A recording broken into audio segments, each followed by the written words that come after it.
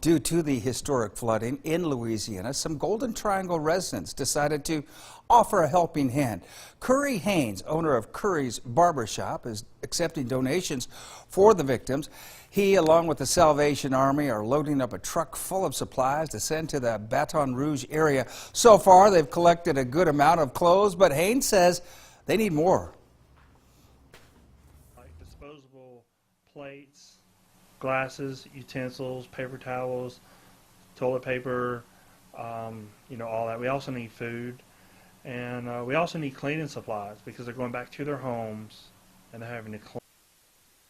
The truck will leave for Louisiana Friday night, and the items will be given out Saturday morning.